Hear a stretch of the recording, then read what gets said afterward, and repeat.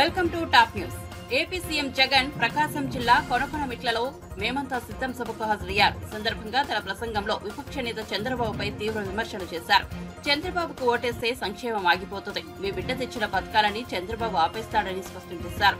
చంద్రబాబు ఆలోచనలు ఎప్పటికీ పాతాళంలోనే ఉంటాయని, వెన్నుపోట్లు, కుట్రలు, మోసాలు, అబద్దాలే చంద్రబాబు మార్పు రాజకీయమని సీఎం జగన్ విమర్శించారు. ఇంటింటికి అందుతున్న సంక్షేమాన్ని అడ్డుకునేందుకు చంద్రబాబు ప్రయత్నిస్తున్నారని, ఇప్పుడు పెన్షన్లు అందకుండా చేయడమే అందుకు నిదర్శనమని అన్నారు. నిమ్మగడ్డ రమేష్ తో ఎన్నికల సంఘానికి ఫిర్యాదు చేయించి అవాతాతల పెన్షన్లను అడ్డుకున్నది చంద్రబాబే అని సీఎం జగన్ ఆరోపించారు. ఇచ్చే కార్యక్రమం జరగడం లేదు. ఈ పెన్షన్ ఇంటికి పోయి ప్రతి అవ్వాతాత ముఖంలో చిరునవ్వు చూసే కార్యక్రమం గత 56 నెలలుగా జరుగుతా ఉంది. ఈ పెన్షన్ ఇంటికి పోయి ఇచ్చే కార్యక్రమం గతంలో చంద్రబాబు ముఖ్యమంత్రిగా ఉన్నప్పుడు ఆయన హయాంలో ఎప్పుడూ జరగని విధంగా మన ప్రభుత్వం వచ్చాకే, అది ఆదివారమైనా సరే, అది సెలవు దినమైనా సరే, నెల 1వ తారీఖు వచ్చిన వెంటనే సూర్యోదయానికంటే ముందే చిక్కటి చిరునవ్వుతో గుడ్ మార్నింగ్ చెబుతూ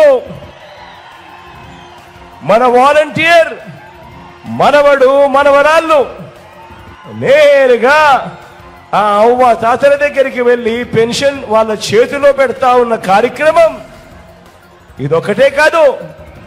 చంద్రబాబు నాయుడు హయాంలో పెన్షన్ ఎంత అంటే ఇంత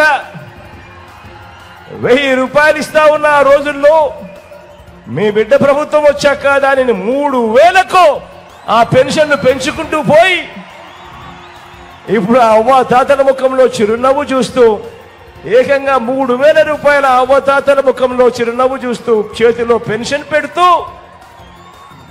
నెల 1వ తారీఖున ఆదివారమైనా సెలవు దినమైనా కూడా ఇంటికే వచ్చి ఇచ్చే ఓ గొప్ప వ్యవస్థ మీ బిడ్డ తీసుకొచ్చాడు. ఆ చంద్రబాబు తన హయాంలో తాను పెట్టుకున్న జన్మభూమి కమిటీలు లంచాలు తీసుకుంటూ వివక్ష చూపుతూ ఆ ఇచ్చే అరకొర 1000 రూపాయల పెన్షన్ కూడా ఎక్కడికెక్కడికో వెళ్ళి పెద్ద పెద్ద క్యూలల్లో నిలబడి రోజులు తరబడి ఎదురు చూస్తూ నరక యాత్ర పడిన రోజులు ఆ చంద్రబాబు నాయుడు గారి పాలనలో జన్మభూమి కమిటీల మధ్య జరిగిన ఆ పాలన. దానిని మనం మారుస్తూ మీ బిడ్డ ప్రభుత్వం అధికారంలోకి వచ్చిన తర్వాత దానిని మనం మారుస్తూ ఎక్కడా లంచాలు లేకుండా, ఎక్కడా వివక్ష లేకుండా ఇంటికే వచ్చి మనం ఇంటికే వచ్చే తీసుకువచ్చిన మన వాలంటీర్ వ్యవస్థ ఎంత బాగా పనిచేస్తా ఉంది అనంటే చంద్రబాబు గుండెల్లో ఈ వాలంటీర్ వ్యవస్థ చంద్రబాబు గుండెల్లో రైళ్లు పరిగెత్తే విధంగా ఈ వాలంటీర్ వ్యవస్థ పనిచేస్తా ఉంది.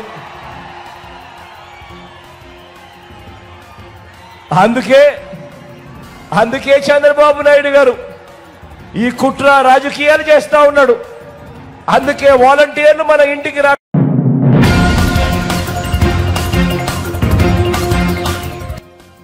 జనసేన అధినేత పవన్ కళ్యాణ్ పై చంద్రబాబు కీలక వ్యాఖ్యలు చేశారు. ఎన్నికల ప్రచారంలో భాగంగా పెనమలూరులో బహిరంగ సభ నిర్వహించారు. ఈ సందర్భంగా చంద్రబాబు మాట్లాడుతూ సినిమాల్లో పవన్ కళ్యాణ్ గొప్ప నటుడు అన్నారు.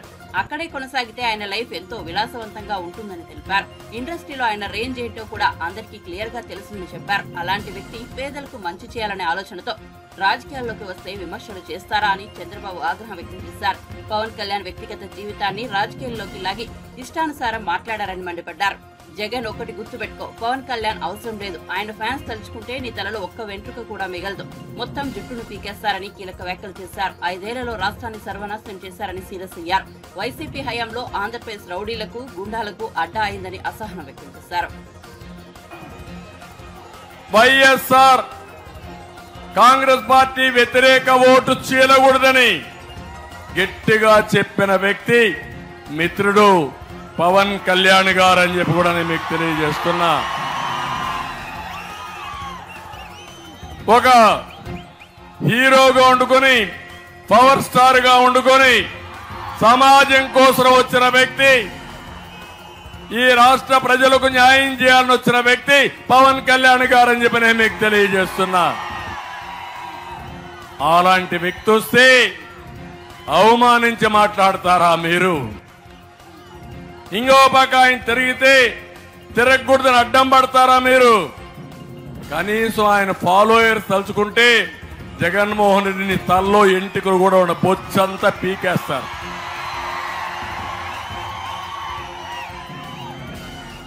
ఏంటి అరాచకం, ఏంటి రౌడీజం అంటే?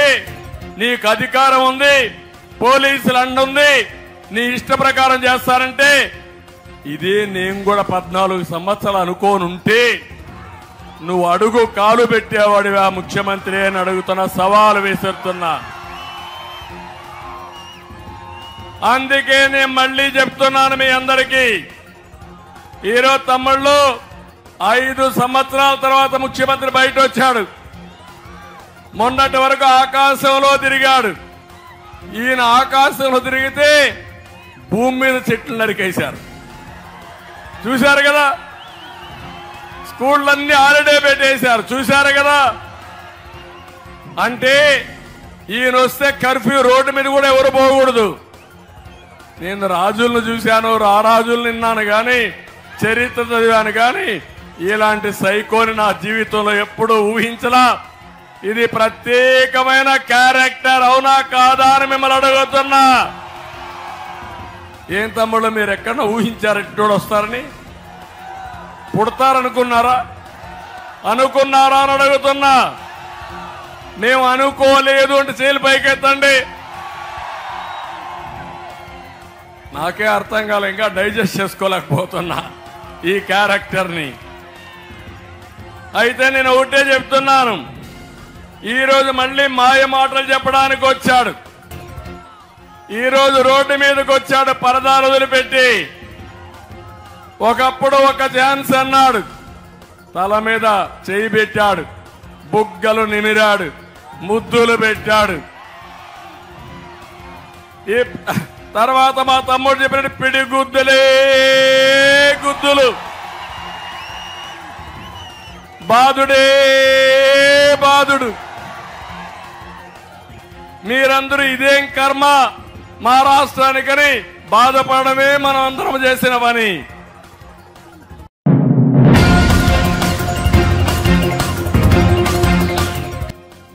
అనకాపల్లి అంటే ఒకప్పుడు బెల్లం గుర్తుకొచ్చేదని, ఇప్పుడు కోడిగుడ్డు గుర్తుకొస్తోందని జనసేన అధినేత పవన్ కళ్యాణ్ అన్నారు. అనకాపల్లి నెహ్రూ చౌక్ లో వారాహి విజయబేరి యాత్రను చేపట్టారు.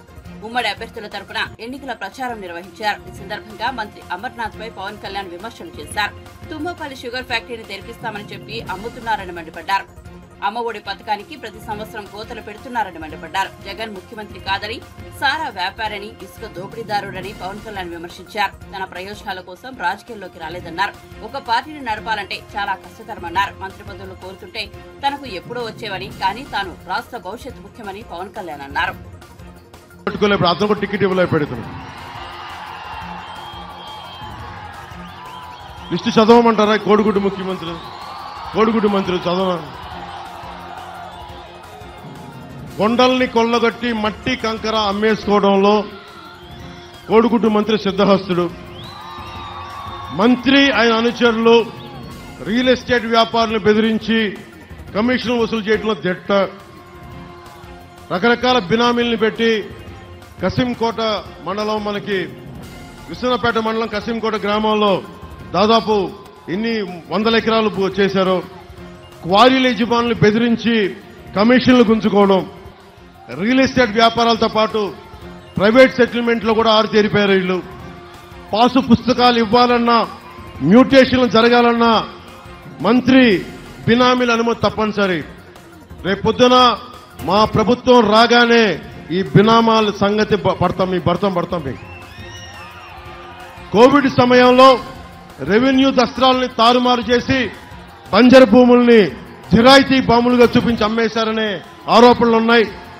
జాతీయ రహదారిని ఆనుకొని ఉన్న గ్రామాల్లో ఇన్నాం అసైన్ భూములపైన వీళ్ళు దోచేయడానికి సంసిద్ధంగా ఉన్నారు. దోచేశారు కొంత. ముఖ్యంగా జగనన్న కాలనీల కోసం 400 కోట్ల రూపాయల భూముల్ని మనకి ప్రభుత్వ ధనాన్ని దోచేశారు వీళ్ళు. పిసినికాడలోని 80 ఎకరాల దళితుల భూమిని ఒకవైపేమో విజయవాడలో 100 అడుగుల పైన అంబేద్కర్ విగ్రహం అని చెప్తారు. ఇక్కడ డాక్టర్ సుధాకర్ ని పాపం చంపించేశారు, పిచ్చోడిని చేశారు. ఇంకోవైపేమో పిసినికాడలో 80 ఎకరాల దళితులు ఎస్ఐన్ భూముల్ని ఎకరానికి 60 లక్షలు విలువ చేసే భూమిని మనకి 13 లక్షల చొప్పున బలవంతంగా లాగేసుకున్నారు. మంత్రి బినామీల్లో ఒకరు, కోడిగుడ్డు మంత్రి బినామీల్లో ఒకరు కసింకోట మండలంలో జగనన్న కాలనీలకి ప్రభుత్వంలో ఎక్కువ ధరలకు భూములు కొనుగోలు చేయించి కొంత రైతులకు ముట్ట చెప్పి మిగతాది వాళ్ళ సొంత జేబులు వేసుకున్నారు. మంత్రి బినామీల్లో క్రికెట్ బెట్టింగ్ రాయిళ్లు, మైనింగ్ మాఫియాకి రక్షణ కవచంలో నిలుస్తా ఉన్నారు. మీరు అక్రమ కేసులు పెడతా ఉన్నారు. ప్రభుత్వం రాగానే మీ బినామీలకి ఈ రౌడిజంకి బలమైన చెక్ పెడతాం.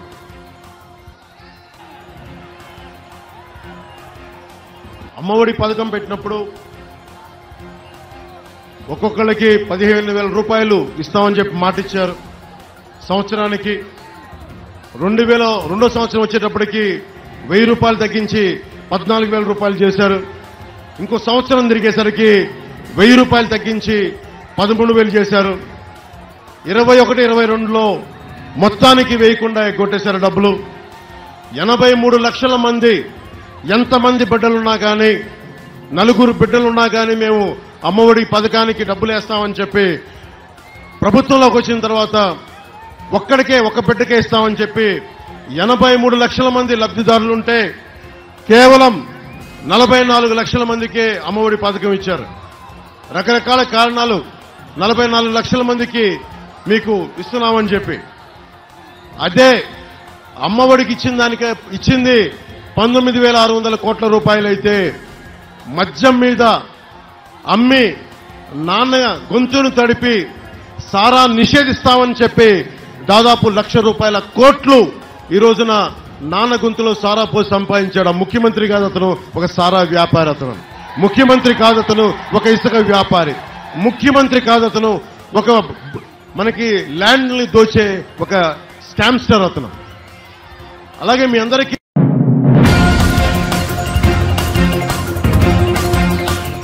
ప్రజలను మోసం చేసేందుకే కేసీఆర్ పొలం బాట పట్టారని మంత్రి కోమటిరెడ్డి వెంకటరెడ్డి ఆరోపించారు. ప్రస్తుతం కరువుకు బీఆర్ఎస్ తప్పిదాలు, అవినీతే కారణమని దుయ్యబట్టారు. సూర్యాపేట జిల్లాలో మంత్రి పర్యటించారు. లోక్సభ ఎన్నికల్లో బీఆర్ఎస్ ఒక్క సీటు కూడా గెలవదని వ్యాఖ్యానించారు. 6,000 గవర్నమెంట్ స్కూల్ ఇవ్వలేదు, మూతపడ్డాయి. ఇలా 3 నెలల్లో 30,000 ఉద్యోగ పత్రం ఉద్యోగాలు ఇచ్చిన అపాయింట్మెంట్ ఆర్డర్లు. మరొక 13,000 డిఎస్సి ప్రకటించినాం. డిఎస్సికి ఇలా గ్రూప్ 1 సర్వీస్కి డేట్ ఇచ్చినాం. ఇంకొక విషయం ఏంటంటే పొలం బాట పేరు మీద మోసగాడు 10 ఏళ్ళు ఒక 4-5 సార్లు సెక్రటరియట్కి వచ్చిండు. ఫామ్ హౌస్ పరిమితమై ఇవాళ బిడ్డ జైల్లోకి పోయి ట్యాపింగ్ చేసి బయటపడి ఎక్కడ ఈ మొత్తం కుటుంబం జైల్లోకి పోతుందో భయంతో ప్రజలను డైవర్ట్ చేస్తాను పొలం బాట అని చెప్పింది. అసలు కేసీఆర్ అంతకుముందు 10 ఏళ్ళు ఎప్పుడైనా బయటికి వెళ్ళినావా? కేటీఆర్ మన ముషంపల్లి అని మా ఊరికి వచ్చాడు, మా కాన్ఫరెన్స్. కేటీఆర్ 10 ఏళ్ళు ముఖ్యమంత్రి అవ్వండి 100 సార్లు చెప్పాడు ముషంపల్లికి వస్తున్నాం. ఆఖరికి వాళ్ళ గతి ఎట్లయిందంటే పదవి పోయినాక వచ్చిపోయాడు. వచ్చి ఊరోళ్ళు నిలదీసి బయటికి వెళ్ళగొట్టిండు. రైతులు ఎంతమంది చనిపోలేదు, ఎవరు కూడా అప్పుల పాలు కానీ కరువు మూలంగా చనిపోలేదు. పంట ఎండిపోయిన మాట వాస్తవం. ఎండిపోయిన దాన్ని లెక్కలు కట్టి నష్టపరిహారం తప్పకుండా కనిస్తాం. కాకపోతే కేసీఆర్ వాళ్ళ ఫ్యామిలీకి చెప్తున్న కేటీఆర్ హరీష్కు, మీకు శవాల మీద పేలాలు ఏడుకునే అలవాటు. ఆ రోజు కూడా నువ్వు పెట్రోల్ పోసుకొని అగ్గిపెట్ట కోసం దూరాలు లోపడినే పడపడమని 20 ఏళ్ళు ఉన్న పిల్లలు మాంసం ముద్దలైపోయి అందులో మా బుద్ధు బిడ్డ శ్రీకాంతచారి మొదటిసారిగా ఆత్మ బలిదానం చేసుకున్నాం. మళ్ళీ ఇవాళ మీరు శవ రాజకీయాలు చేసి రైతుల జీవితాలతో ఆడుకోవద్దు.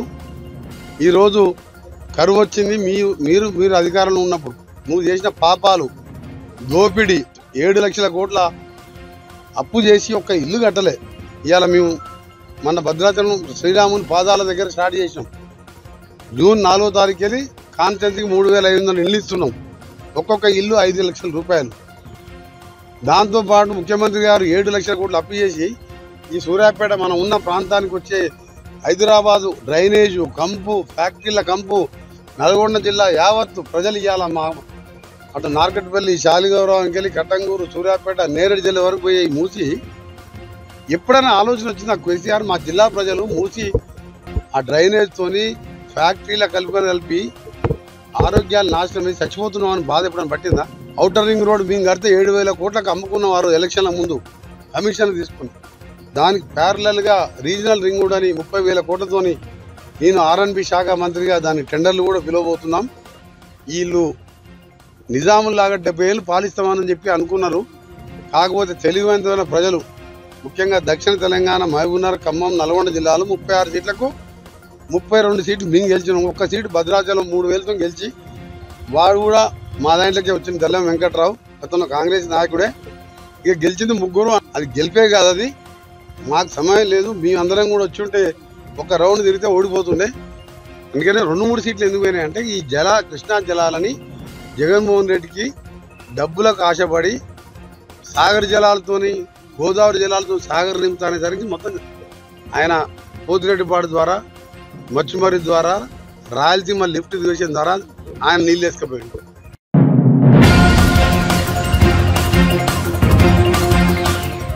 ఏపీలో ఎక్కడ చూసినా అక్రమాలు, దౌర్జన్యాలు జరుగుతున్నాయని రాష్ట్ర పీసీసీ అధ్యక్షురాలు షర్మిల ఆవేదన వ్యక్తం చేశారు. హత్యలు చేస్తున్న వారిని సీఎం జగన్ ఎన్నికల్లో అభ్యర్థులుగా నిలబెడుతున్నారని విమర్శించారు. జగన్ హత్య రాజకీయాలను ప్రోత్సహిస్తున్నారని ధ్వజమెత్తారు. వైఎస్ఆర్ జిల్లా పెండ్రిమల్లి మండలం యాదవపురంలో ఆమె ఎన్నికల ప్రచారంలో పాల్గొన్నారు. ఎవరైతే చచ్చిపోయాడో ఆ కుటుంబం కూడా ఓట్లేస్తే వీళ్ళు ఎమ్మెల్యేలు, ఎంపీలు అయ్యారు. ఈరోజు ఓట్లేసిన వాళ్ళు అన్న కృతజ్ఞత లేదు. భూమి కావాలనుకున్న వాళ్ళ సన్నిహితులట వాళ్ళకు సాయం చేయబోయి వీళ్ళను హత్య చేయడానికి కూడా వెనకాడలేదు. ఇక రాష్ట్రంలో ఉన్న వాళ్ళ సంగతి ఏమిటి?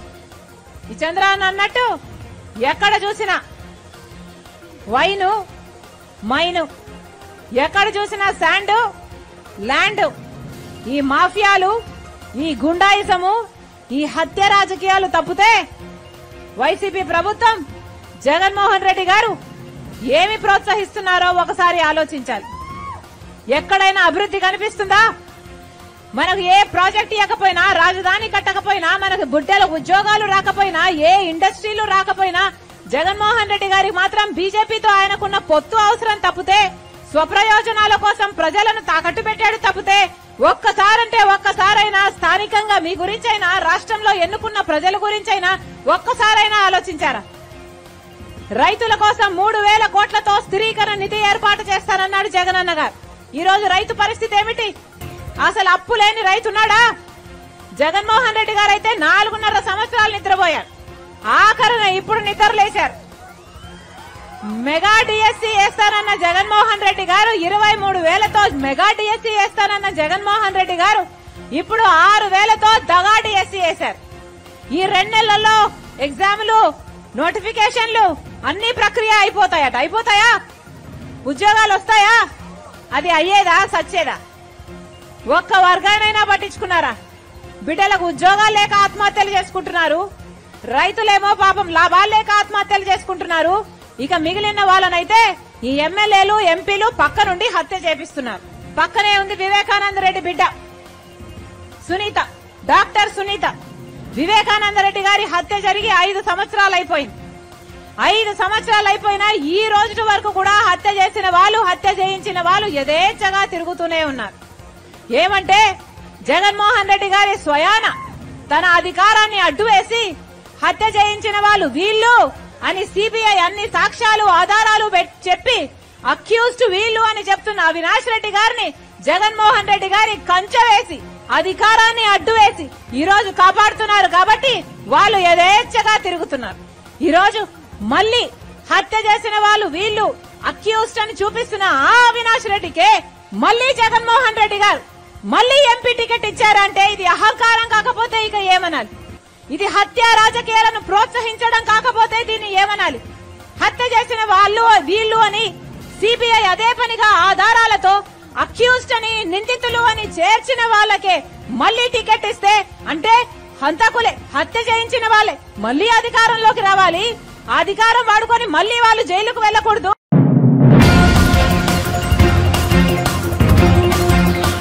తప్పుడు ప్రచారాలు నమ్మొద్దని, తాము టీడీపీని వీడే ప్రసక్తే లేదని నెల్లూరు టీడీపీ ఎంపీ అభ్యర్థి వీపీఆర్ దంపతులు తెలిపారు. నెల్లూరులోని వీపీఆర్ హౌస్ లో మీడియా సమావేశం నిర్వహించారు. ఈ సందర్భంగా నెల్లూరు పార్లమెంట్ టీడీపీ ఎంపీ అభ్యర్థి వేమిరెడ్డి ప్రభాకర్ రెడ్డి, కోవూరు ఎమ్మెల్యే వేమిరెడ్డి ప్రశాంత్ రెడ్డి మాట్లాడుతూ ఇటీవల సోషల్ మీడియాలో తాము తెలుగుదేశం పార్టీని వీడుతున్నట్లు, తిరిగి వైసీపీలో చేరుతున్నట్లు అసత్య ప్రచారాలు చేస్తున్నారన్నారు. అది అంతా అబద్దమని, తాము తెలుగుదేశం పార్టీ తరపునే పోటీ చేస్తున్నామని వీపీఆర్ దంపతులు స్పష్టం చేశారు. ఖచ్చితంగా జరిగే మా విజయాన్ని అంగీకరించలేక వాళ్ళు తప్పుడు ప్రచారాలు చేస్తున్నారు సోషల్ మీడియా ద్వారా.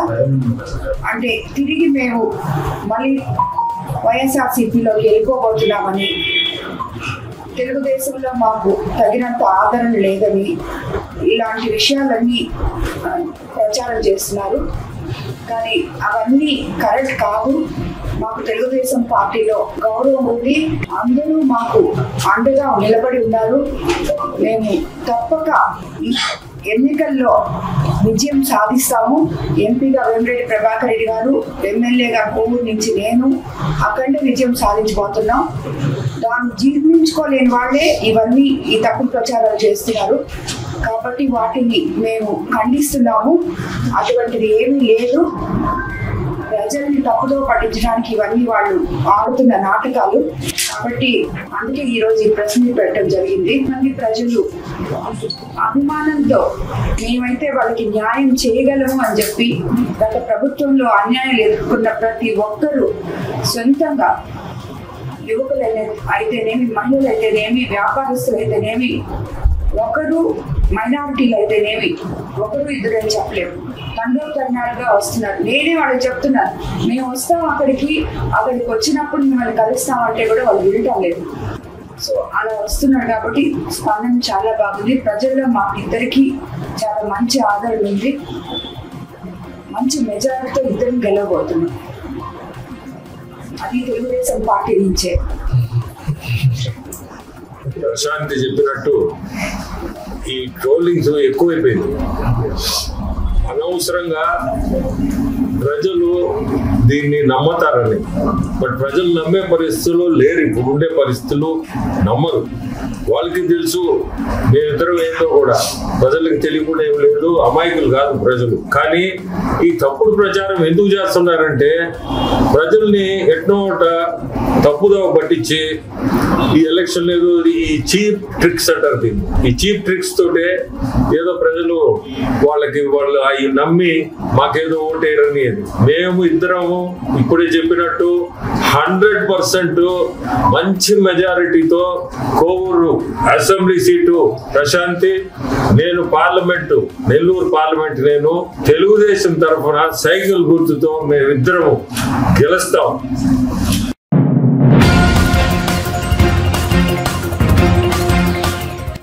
పింఛన్ల పంపిణీ విషయంలో సీఎం జగన్ చేస్తున్న వ్యాఖ్యలు ఆయనకు పరిపాలనపై ఏమాత్రం అవగాహన లేదనే విషయం స్పష్టం చేస్తున్నాయని జనసేన పీఎస్సీ చైర్మన్ నాదెండ్ల మనోహర్ విమర్శించారు.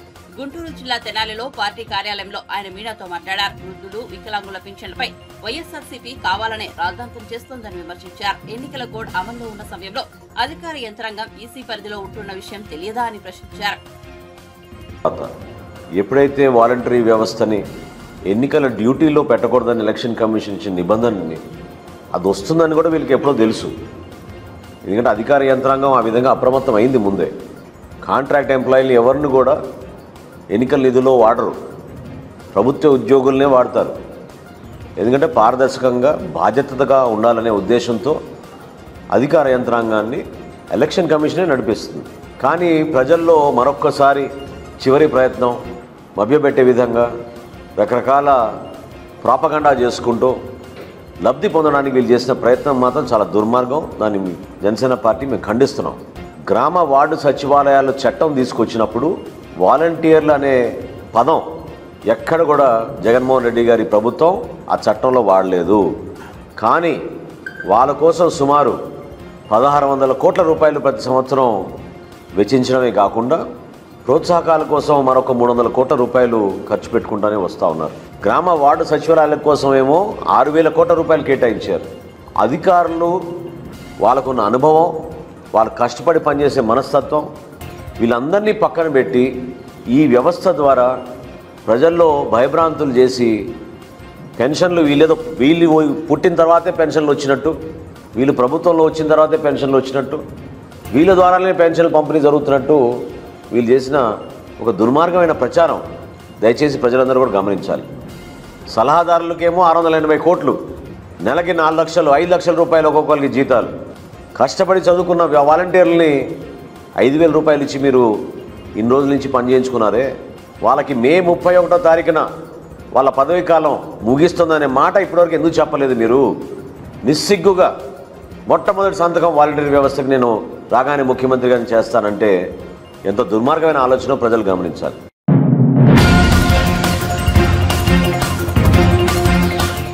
సీఎం జగన్ ప్రజల్లోకి రావడానికి భయపడుతున్నారని బీజేపీ రాష్ట్ర అధికార ప్రతినిధి సాధిని యామిని శర్మ అన్నారు.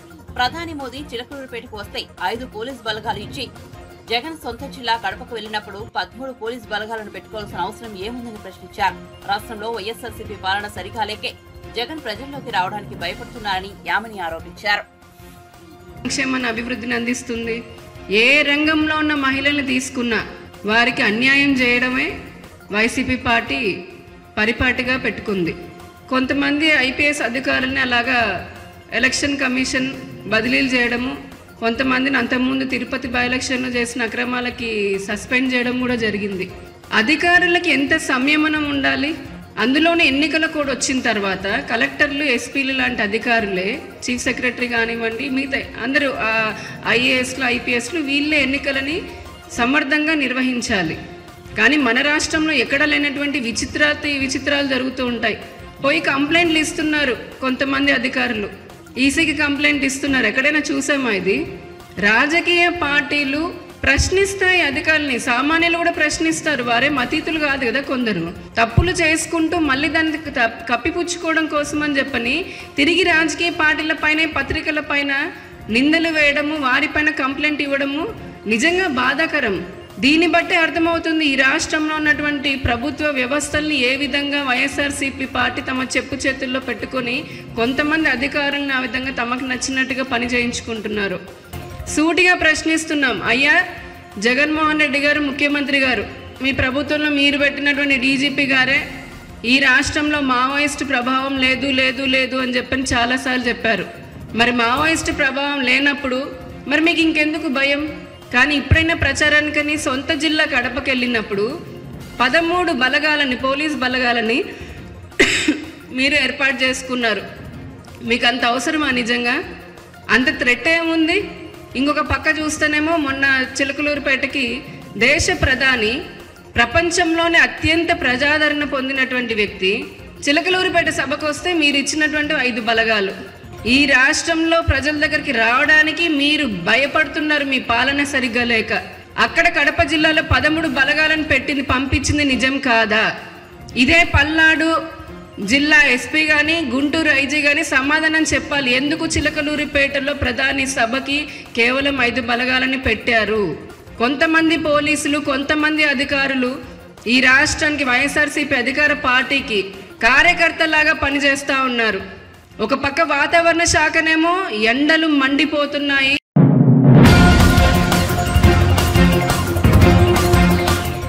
యువ న్యాయ గ్యారంటీలో పొందుపరిచిన గిగ్ ఉద్యోగత అంటే ఏమిటో సీఎం రేవంత్ రెడ్డి అర్థం చెప్పాలని బీజేపీ అధికార ప్రతినిధి రాణి రుద్రందేవ్ ప్రశ్నించారు.